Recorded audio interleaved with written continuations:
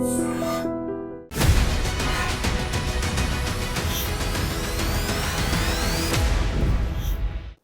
Welcome to I dream inside politics with Kavitha. Telangana ఉద్యమ నాయకుడు, యువనేత జిట్టా బాలకృష్ణారెడ్డి ఈరోజు అనారోగ్యంతో హాస్పిటల్లో మరణించారు. ఉద్యమ సమయంలో ప్రతి ఒక్కరికి తలలో నాలుకలాగా యువతతో పాటుగా అక్కడున్నటువంటి ప్రాంత సమస్యల గురించి పోరాడినటువంటి జిట్టా బాలకృష్ణారెడ్డికి అసలు సడన్గా ఏం జరిగింది? రాజకీయ అవకాశాలు ఎందుకు రాకుండా పోయాయి? ఉద్యమ కాలంలో తన సహచరుడుగా ఉన్నటువంటి జిట్టా బాలకృష్ణారెడ్డి గారి గురించి మాట్లాడడానికి మనతో పాటుగా ఉన్నారు పొలిటికల్ అనలిస్ట్ ప్రకాష్ గారు. ప్రకాష్ గారు నమస్కారం. సో మొట్టమొదటిగా జిట్టా బాలకృష్ణారెడ్డి గారు, సో తెలంగాణ ఉద్యమం మలిదశ దగ్గర నుంచి తన దగ్గరికి ఎవరొచ్చినా కాదనకుండా అందరికీ అన్ని పనులు చేసి పెట్టాడు. ఉద్యమంలో పోరాడాడు. తన ప్రాంత సమస్యల గురించి గళమెత్తాలి, ఒక ప్రతినిధిగా ఉండాలి అనుకున్నాడు. చట్టసభలకు వెళ్ళాలనుకున్నాడు. చివరికి అనారోగ్య పరిస్థితుల్లో అర్ధాంతరంగా నిష్క్రమించారు. ఎలా చూస్తున్నారు సార్? ఒకటి ఇలా 2-3 అంశాలు ఉన్నాయమ్మా. ఒకటి, జిట్టా బాలకృష్ణారెడ్డి గారి మరణం అనేది అది తీరని లోటుగానే చెప్పవచ్చు. ఎందుకంటే ఆయన ఇంకా యువకుడే. వాస్తవంగా చెప్పాలంటే పెద్దగా ఏమంత వయసు లేదు. 30 ఏళ్ళ నుంచి ఆయన, అంటే 15 ఏళ్ళ యువకుడుగా ఉన్నప్పటి నుంచి కూడా యూత్ను ఆర్గనైజ్ చేయడం అనేది ఆయన ఒక పనిగా పెట్టుకొని ఆయన రాజకీయాల్లోకి ఒక సెల్ఫ్ స్టైల్ లీడర్గానే వచ్చాడు. ఆయనకేమీ పొలిటికల్ బ్యాక్గ్రౌండ్ లేదు. ఆయనకున్న బ్యాక్గ్రౌండ్ అంతా ఏంటంటే ఒక ఎన్ఆర్ఐ. అతను బహుశా ఆయనకు రిలేషన్ అయి ఉంటాడు. అతని ఇన్వెస్ట్మెంట్స్ని కొద్దిగా మేనేజ్ చేస్తూ క్రమక్రమంగా ఎదిగాడు. ఆయనకి వెనకాల ఏ బ్యాక్గ్రౌండ్ లేదు. ఒక కమ్యూనిటీ రెడ్డి అనేది తప్ప ఫైనాన్షియల్ కానీ పొలిటికల్ కానీ ఏ సపోర్ట్ లేకుండా తన కాళ్ళ మీద తను ఎదిగాడు. ఆయన ఒక రోల్ మోడల్ ఇవాళ యూత్కి. అంటే తనంతట తను ఎవ్వరు సపోర్ట్ లేకుండా రాష్ట్రం అంతా యూత్ని ఆర్గనైజ్ చేశాడు. అప్పుడు ఆయన ఏబీవీపీలో యాక్టివ్గా ఉండేవాడు. తర్వాత బీజేవైఎంలో ఉండేవాడు. ఆ సమయంలోనే ఒకసారి నన్ను కలిశాడు. ఏదో ఒక బిజినెస్ ప్రపోజల్తో కలిసాము. బట్ అది సాధ్యం కాలేదు. ఆ ఒక్క గంట సేపు మాట్లాడుకున్నాం. అప్పుడు నేను అడిగా, టీఆర్ఎస్ పెట్టి ముందుకు పోతున్నాం కదా, మీరు రావచ్చు కదా అని. ఇట్ వాజ్ ఇన్ 2002 ఆర్ 3లో. అప్పటికి ఇంకా టీఆర్ఎస్లోకి రాలేదు ఆయన. ఆ తర్వాత వచ్చాడు. టీఆర్ఎస్లో కూడా ఒక చెరగని ముద్ర వేశాడమ్మా ఆయన. ఆయన తెలంగాణ సంబరాలు గుర్తుందా మీకు? నిజాం కాలేజ్ అది చేసింది జిట్టా. నవ్వుతో నభవిష్యతి. లాస్ట్ ఇప్పుడు 17 ఇయర్స్ అయింది అది జరిగి, 2007లో. ఈ రోజు వరకు తెలంగాణ వచ్చినాక 10 ఏళ్ళ తర్వాత కూడా ఎవరు అటువంటి సాహసం చేయలే. అద్భుతంగా ప్రతిరోజు కేసీఆర్ గారు వచ్చేవారు. ఆ రోజు హైదరాబాద్ మొత్తం, తెలంగాణ మొత్తం అక్కడ చేరింది. ఎందుకంటే తెలంగాణ వంటకాలు అంటే ఎట్లుంటాయి అనేది ఫస్ట్ టైం ఆయన రుచి చూపెట్టాడు. అదే ఆయన జీవితంలో ఒక మరువలేని ఆయన కాంట్రిబ్యూషన్ అని చెప్పొచ్చు మనం. అయితే పార్టీకి కూడా ఆయన టికెట్ ఇవ్వద్దని ఎన్నో లేదమ్మా. 2004లో నేను పార్టీ జనరల్ సెక్రటరీగా కేసీఆర్ గారికి బాగా సన్నిహితంగా ఉన్న రోజుల్లో నరేంద్ర గారు టికెట్ అడిగారు. నరేంద్ర గారు అప్పుడు పార్టీలోకి వచ్చారు. విలీనం చేశారు కదా, తెలంగాణ సాధన సమితిని పార్టీలో విలీనం చేశారు 2002లో. ఆయన 2004లో వచ్చిన ఎన్నికల్లో నాకు పద్మశాలీస్ ఎక్కువ ఉన్నారు భువనగిరిలో, వాళ్ళ వైఫ్ వాళ్ళందరూ అక్కడే. నాకు కావాలని చెప్పేసి ఆయన పట్టుబట్టాడు. 2 దిక్కులో పోటీ చేశాడు. ఆయన ఎంపీగా మెదక్ నుంచి పోటీ చేశాడు, ఎమ్మెల్యేగా భువనగిరి నుంచి చేశాడు. ఎమ్మెల్యేగా ఓడిపోయాడు, ఎంపీగా గెలిచాడు ఆయన. తర్వాత అప్పుడు అట్లా మిస్ అయ్యాడు బాలకృష్ణారెడ్డి. తర్వాత నెక్స్ట్ 2009లో మహాకూటమి అలయన్స్ అయింది. ఉమామాధవరెడ్డి అక్కడ చాలా సంవత్సరాలు ఎమ్మెల్యేగా ఉంది. అంతకుముందు ఉమామాధవరెడ్డి గారు ఉన్నారు. సో టీడీపీ న్యాచురల్గా ఆమె కోసం పట్టుబడుతుంది కదా, అట్లా మిస్ అయ్యాడు. అప్పుడు అక్కడ రాంగ్ స్టెప్ వేశాడు.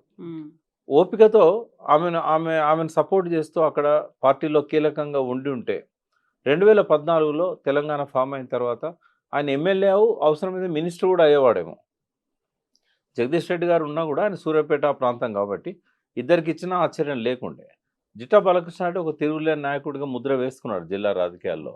బట్ ఒక చిన్న మిస్టేక్ కేటీఆర్ గారు కూడా తిరిగి ఆయన జాయిన్ అయినప్పుడు ప్రస్తావించాడు, దారి తప్పిన కొడుకు మళ్ళీ వచ్చాడు అని చెప్పి. అయితే ఆ ఒక్క చిన్న మిస్టేక్ ఆయన ఎమ్మెల్యే కాకుండా ఇప్పటివరకు కూడా ఆయన ఎటువంటి ఉన్నతమైన పదవులు రాకుండా ఆయన చేసిన మిస్టేక్ అమ్మ. అది చిన్న తప్పదు, ఎమోషనల్ డిసిషన్. అది పోకపోనుండే ఆయన. తర్వాత ఆయన జర్నీ అంతా సొంతంగా కూడా ఆయన యువ తెలంగాణ పార్టీ పెట్టాడు రాణి రుద్రమ గారితో కలిసి.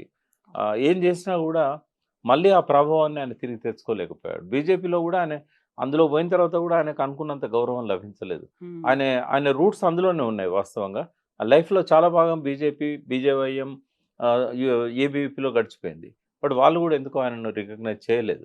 బట్ తెలంగాణలో ఉన్న చాలా కొద్ది మంది సెల్ఫ్ స్టైల్ లీడర్స్‌లల్ల జిట్టా ఒకడు. యువత మీద ఎప్పటికీ ఆయన ముద్ర ఉంటుంది. ఆయన ఒక రకంగా చెప్పాలంటే ప్రతి ఒక్కరికి హెల్పింగ్ చేసే యాటిట్యూడ్ ఆయనది. హ్మ్. అట్లా ఎప్పటికీ చరిత్రలో మిగిలిపోతాడు. ఆయన ఉన్నాడు అనంటే ఒక ధైర్యం ఉండేది పార్టీలో. అవును. ఈయనకు చెప్తే ఆయన చేసేస్తాడు అని. అంత ఫాలోయింగ్ ఉండేది. బట్ ఆయన మరణం గూడా అదొక పాఠం కావాలమ్మా. ఎందుకంటే వైద్య శాస్త్రంలో చాలా లోపాలున్నాయి. చాలా సార్లు నేను చెప్పాను గూడా.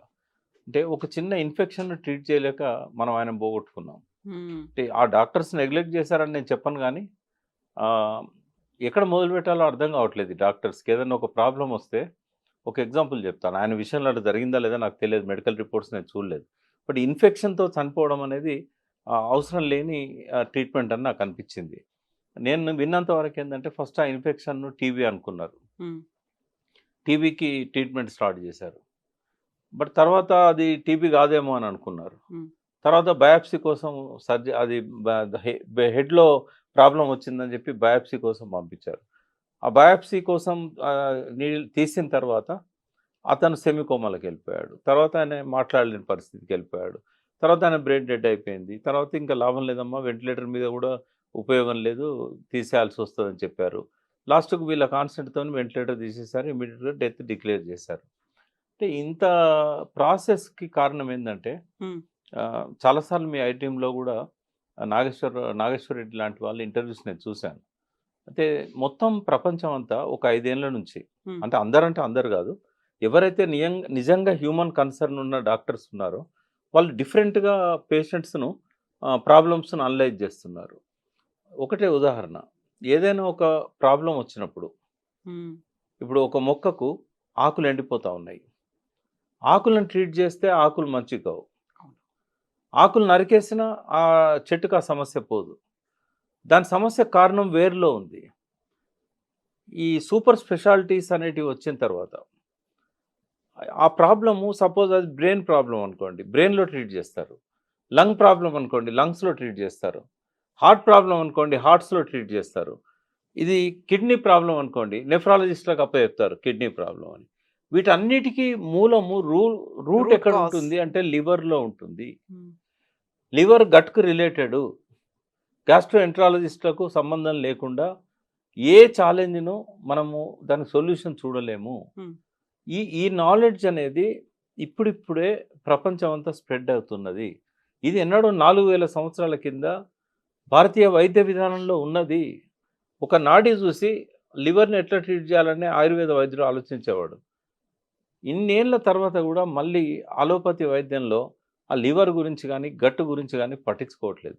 బ్రెయిన్‌లో ఇన్ఫెక్షన్ అనేది లివర్‌ని ట్రీట్ చేయడం ద్వారా సాధ్యమైతది. లివర్ నుంచి పోయే బైల్ అనేది ఏదైతుందో అది దాన్ని కరెక్ట్ చేయడం వల్ల ఆ ఇన్ఫెక్షన్ అనేది కంట్రోల్ అయితది. మరి అది ఎందుకు చేయలేదా? చేశారా? దానికి వాళ్ళు ఇచ్చిన ట్రీట్మెంట్ ఏందో నాకు తెలియదు. But any infection can be controlled. నేను మీ ద్వారా చెప్తున్నాను.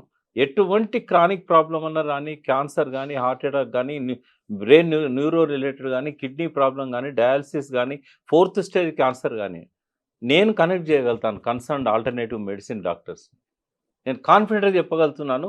మీరు ఎలాంటి డాక్టర్స్ తీసేసిన కేస్ తీసుకురండి నేను కాపాడుతాను. బట్ అన్‌ఫార్చునేట్‌లీ నేను లాస్ట్ 2 వీక్స్ అబ్రాడ్‌లో ఉండడము, తర్వాత తమిళనాడులో ఉండడం వల్ల నేనసలు ఈయన ప్రాబ్లమ్ నేను చూడలేకపోయినాను. ఆయన సిక్ అయింది నాకు తెలియలేదు. నాకు ఒక్కరోజు కేటీఆర్ పోయింది చూశాను గానీ, ఏదో మామూలు ప్రాబ్లమ్ అయ్యుంటది అనుకున్నాను తప్ప, ప్రాణాల మీదకొస్తదని మాత్రం నేను ఎక్స్‌పెక్ట్ చేయలే. హ్మ్. కొంచెం ముందు నాకు తెలిసినా గూడా ఒక ఆల్టర్‌నేట్ మెడికేషన్ నేను స్టార్ట్ చేసేవాడిని. But unfortunately we cannot recover his life. పొద్దున్నుంచి బాధగా ఉంది నాకు. ఆ! మంచి వ్యక్తిని పోగొట్టుకున్నాం. సో బట్ ఎవరు ఇట్లా డాక్టర్స్ కూడా ఇంకా కొంత అడ్వాన్స్ అయ్యి ఈ మూలాల్లోకెళ్ళే విధంగా ఆలోచించాలి. ఎందుకంటే సూపర్ స్పెషాలిటీలో వాళ్ళకి చెప్పరు గానీ, వాళ్ళు చదివిన మెడికల్ సైన్స్‌లో ఉంది గదా! హ్మ్. ఎంబీబీఎస్‌లో చెప్తారు బేసిక్ ఇది. ఇం ఇంకోటి కొంచెం బ్లడ్ రిపోర్ట్‌ని అనలైజ్ చేయడంలో కూడా మన డాక్టర్స్ ఫెయిల్ అయితున్నారు. అక్కడే ఈ ప్రాబ్లమ్స్ అన్నీ వస్తున్నాయి. వాళ్ళేదో సీబీపీ ఇవి చూసి హిమోగ్లోబిన్ బానే ఉంది, రెడ్ బ్లడ్ సెల్స్ బానే ఉన్నాయి, వైట్ బ్లడ్ సెల్స్ ఇట్లున్నాయి. ఇంతవరకే అయితున్నారు గానీ కోరిలేట్ చేసుకోవట్లేదు. వాళ్ళకు ఇప్పుడు సపోజ్ న్యూరోలో ఏదో ప్రాబ్లమ్ వచ్చింది. బ్లడ్ రిపోర్ట్‌తోని కోరిలేట్ చేసుకోవాలి. క్యాన్సర్‌ను పెట్ స్కాన్ చూసి క్యాన్సర్ అని డిక్లేర్ చేస్తుండ్రు. బాడీలో అక్కడక్కడ గ్లూకోజ్ రిజర్వ్స్ ఉంటాయి. ఒక పెట్ స్కాన్ చూసి ఎట్లా రిజర్వ్ చేయాలి? దాన్ని బయాప్సీతో కోఆర్డినేట్ చేసుకోవాలి. బ్లడ్ రిపోర్ట్స్‌తోని కోయిన్సైడ్ కావాలి అది. ఇవన్నీ అయినాకనే క్యాన్సర్ అని డిక్లేర్ చేయాలి.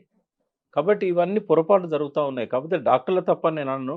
వాళ్ళకి నేర్పించిన వైద్య శాస్త్రం అట్లుంది.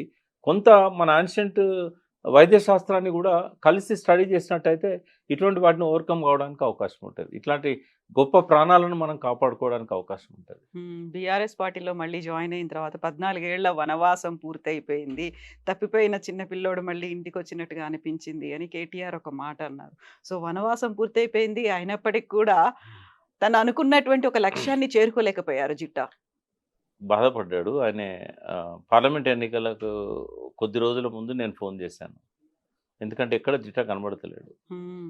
నేనన్నా ఫోన్ చేసి "ఎందుకు సైలెంట్‌గా ఉన్నావంటే" "నాకేం సైలెంట్‌గా ఉండాలని లేదన్నా. మరి నాకెందుకో బాధ్యతలు అప్పజెప్పలేదు పార్టీ. నేను పార్టీలోకి వచ్చిన కదా! వచ్చిన తర్వాత నాకు కనీసం పార్లమెంట్ టికెట్ ఇవ్వకపోయినా కూడా నాకేదైనా బాధ్యత ఇచ్చుంటే నేను ఒక ఇన్‌చార్జ్‌గాను. పని చేసేవాడిని. మరి ఎందుకు ఇయ్యలేదు మీరే రావాలని అడగండి" అని అన్నాడు. అప్పటికి టైం దగ్గరకొచ్చింది. ఆల్మోస్ట్ 3, 4 డేస్ ఉంది పోలింగ్‌కి. హ్మ్. ఈ టైంలో ఏం చేస్తానులే, ఈ ఎలక్షన్‌ల తర్వాత నీకు మంచి ఫ్యూచర్ ఉంటది. నువ్వేం నారాజు గాకు. మామూలుగా ఎప్పటిలాగానే నీ కనెక్షన్స్ అన్నీ కూడా మెయింటైన్ చెయ్యి అని చెప్పాను. అన్‌ఫార్చునేట్‌లీ మళ్ళా తర్వాత మాట్లాడడం కాలేదు ఆయనతో. హ్మ్. అది. సో, చాలా కాలంగా అయితే సోషల్ మీడియాలో సర్క్యులేట్ అవుతున్నాయి. ఎంతోమంది యువతకి కావాల్సినటువంటి ఆహారం కావచ్చు, వాళ్ళకి కావాల్సినటువంటి ఫెసిలిటీస్ అన్నీ కల్పించినటువంటి ఒక యువ నేత కనీసం మంచినీళ్ళు కూడా తీసుకోలేని స్థితిలో హాస్పిటల్‌లో అడ్మిట్ అయ్యారు అంటే చాలా మందిని కదిలించాడు జిట్టా. అవును. చాలా చాలా మంది బాధపడతారు. ఇంకోటి పార్టీలకు అతీతంగా కూడా ఆయన అందరితో బాగున్నాడు.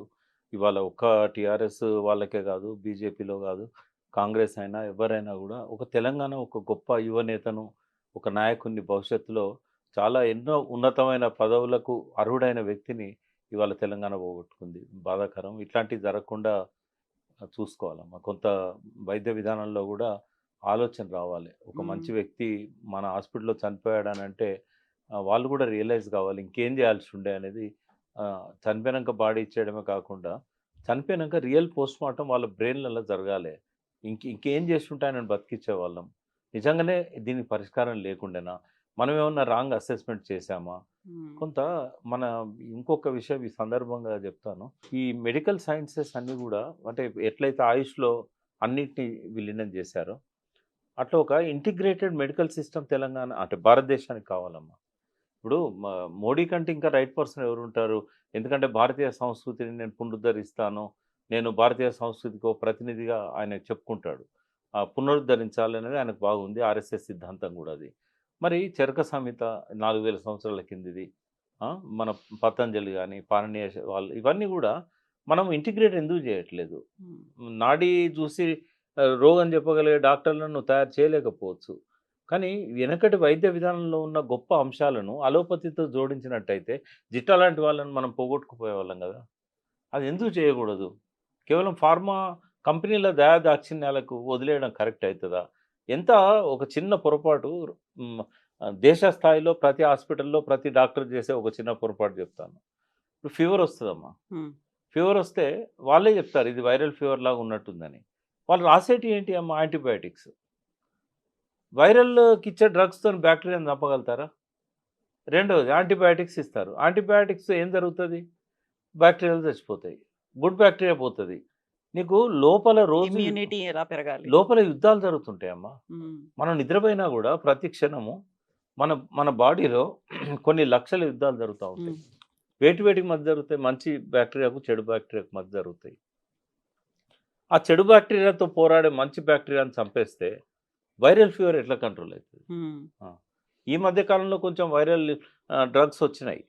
బట్ మొదటి నుంచి యాంటీబయాటిక్స్ ఏం జరిగినా యాంటీబయాటిక్సే. అది నిజంగానే బ్యాక్టీరియా రిలేటెడ్ అయితే నువ్వు యాంటీబయాటిక్స్ ఇస్తే కొంత ఉపయోగం ఉంటది. వాటితో పాటు ఇవి చచ్చిపోతాయి. చెడు బ్యాక్టీరియా గూడా. కానీ నువ్వు పోరాడే వాళ్ళని నువ్వు చంపితే అది వెన్నుపోటు గదా! అంటే ఇట్లాంటియన్నీ గూడా పొరపాట్లు జరుగుతా ఉన్నాయి. హ్మ్. వాటి నుంచి రియలైజ్ కావడానికి ఏందంటే కొంత ఆయుర్వేద, సిద్ధ, హోమియో ఇవన్నిటిని ఇంటిగ్రేట్ చేసినట్టయితే కొన్ని కొన్ని జబ్బులకు కొన్నిట్లో అద్భుతమైన పరిష్కారం ఉంది. ఇన్ఫెక్షన్స్‌కి ఆయుర్వేదంలో మంచి పరిష్కారం ఉంది. బట్ జిట్టా బాలకృష్ణ రెడ్డి ఆయుర్వేదాన్ని ప్రిఫర్ చేయలే.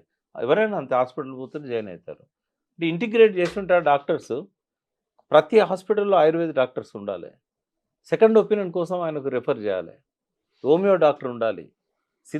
సిద్ధాలో మనుషులకు 4500 రకాల జబ్బులు వస్తాయని చెప్పి ఉందమ్మా. ఉమ్, నేను మొన్న 5 రోజులు కోయంబత్తూర్ పోయింది కూడా ఏంటంటే డాక్టర్ రాధేశ్యామ్ అని చెప్పి. ఈ రాధేశ్యామ్ ఒక గొప్ప డాక్టర్. హ్యూస్టన్‌లో ఆయన ఒక సర్జికల్ ఆంకాలజిస్ట్‌గా ప్రపంచవ్యాప్తంగా పేరు తెచ్చుకున్న డాక్టరు. ఒక స్టేజ్‌లో 20 ఏళ్ళు సర్జరీలు చేసి విసుగొచ్చి మళ్ళీ భారతదేశానికొచ్చి మంచి స్వచ్ఛమైన వాతావరణం ఉన్న నీలగిరి కొండలలో, ఊటీ గుట్టలలో ఓ 150 ఎకరాలు తీసుకొని మందు మొక్కలను పెంచుకుంటూ హెర్బల్ ట్రీట్మెంట్స్ ఇస్తున్నాడు ఆయన. ఆయన చేతిలో ఫెయిల్ అయిన పేషెంట్ లేడు. 50,000 మందిని కోవిడ్ నుంచి కాపాడిన వ్యక్తి డాక్టర్ రాధేశ్యామ్. ఇటువంటి కొంత డాక్టర్స్ ఎవరైతే యంగ్ డాక్టర్స్ ఉన్నారో వీళ్ళని ట్రైన్ చేయాలి. ఎందుకంటే ఒక్క డాక్టర్ ఏం చేయలేడు కదా మొత్తం. అందరినీ కాపాడలేడు కదా. నేను మొన్న 5 రోజులు ఆయనతోనే ఉన్నాను. ఆయన ల్యాబ్‌లో పోయినా, ఆయన తోటలు చూశాను, ఆయన చేసే ప్రాసెసింగ్ చూశాను. నాకు అనిపించింది జిట్టా గురించి అప్పుడు తెలుసున్నా కనీసం నేనేమన్నా కాపాడేవాడినేమో అని అనిపించింది. ఉమ్, ఎవరినైనా మనము దొరకడం కష్టం. అటువంటి వాళ్ళు అరుదుగా ఉంటారు. మంచి ఫ్యూచర్‌ని వదిలిపెట్టి, సిటిజన్‌షిప్‌ని వదిలిపెట్టి నీలగిరి కొండలలోకొచ్చి ఈ ఒక్కొక్క మొక్క దగ్గర పోయి వాటితోని ఇంకా ఆయన కూడా ఏం చేస్తాడంటే ఫుడ్‌ను మెడిసిన్ లాగా ఇస్తాడు. మెడిసిన్ ఫుడ్ లాగా ఇస్తాడు. ఎట్లా అంటే వెనకట వాళ్ళందరూ చెప్పింది ఏంటంటే ఆహారం అనేది ఒక గొప్ప ఔషధం అని చెప్పారు. అవును. ఈయన ఏం చేస్తున్నాడు ఈ మందులు సైకలాజికల్‌గా దెబ్బతీస్తున్నాయని చెప్పి 22 రకాల పొడులను తయారు చేసి వాటిని ఏందంటే 22 రకాల జబ్బులకు పరిష్కారంగా చూపెట్టాడు. ఉమ్, మనం మంచి వేడి వేడి అన్నంలో ఆ పొడి కలుపుకొని నెయ్యేసుకొని తిన్నట్టయితే అది చాలా టేస్టీ కూడా ఉంటది. చాలా స్మెల్ కూడా వస్తది. బట్ అది మెడిసిన్ అది. ఓకే. తర్వాత ఒక 60 రకాల టీలు ఇప్పుడు మీకు నాకు గ్రీన్ టీ ఇస్తారు కదా మీరు. అట్లాంటి పోచెస్ 60 రకాలు తయారు చేశాడు. ఉమ్, 60 రకాల జబ్బులకు పరిష్కారాలవి. డయాబెటిక్ గాని టీ అందరం తాగుతాం కదా. ఆ తాగేదేదో ఇప్పుడు కషాయం తాగమంటే తాగరు. ఆయన ఇచ్చేదేంది కషాయమే. కషాయాన్ని టీ పోచ్‌లో పెట్టి ఇస్తాడు.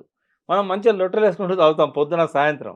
అంటే వీటితోని పిల్లలకు బిస్కిట్లు ఇస్తాడు, కుక్కీస్. ఉమ్, ఆటిజం వాళ్ళని కూడా ఎన్ని వందల మందిని బాగు చేశాడు. ఇష్టంగా తింటారు కదా కుక్కీస్. అందులో మైదా ఉండదు. అందులో ఈ గుమ్మడికాయ పొడి, అరటి తొక్కలు ఇట్లాంటి వాటి పొడి ఉంటది. చాలా మంచి వైటమిన్స్, పోషకాలు ఉన్నాయని ఉంటాయి. మన నిమ్మకాయలు ఇట్లా పిండి పడేస్తాం కదా. ఆ పడేసిన వాటితోని ఆయన ఫుడ్ తయారు చేస్తున్నాడు. అంటే రసాలు మనము వాటిని ఏమంటారు సూప్ మన అన్నంలో కలుపుకుంటాం కదా. అట్లాంటివి. అంటే ఆయన ఏమనుకున్నాడు ఆహారము ఔషధాన్ని ఆహారంలాగా ఇవ్వాలి. ఉమ్, ఉమ్. ఆ! అట్లా చేస్తున్నాడు. అంటే ఇటువంటి డాక్టర్స్ ఉన్నారు భారతదేశంలో. ఎంతోమంది ఉన్నారమ్మా. ఒక్కరే కాదు. వీళ్ళను మనం ఈ ఎంబీబీఎస్ డాక్టర్స్‌కు వాళ్ళ నాలెడ్జ్‌కి ఈ నాలెడ్జ్‌ని తోడుగా చేసినట్టయితే చాలామందిని కాపాడుకోగలుగుతాం. కరెక్ట్‌గా డయాగ్నోస్ చేయగలుగుతాం. కరెక్ట్‌గా అనలైజ్ చేయగలుగుతాం. ఇది ఇంటిగ్రేట్ కావాలి. అవును. ఇంటిగ్రేట్ అయితే ప్రతి కుటుంబానికి దానివల్ల ఉపయోగం ఉంటుంది. So true. సో మనమైతే ఒక యువ నేతను కోల్పోయాం. ఆయనకు నివాళులు అర్పించాలి. Thank you.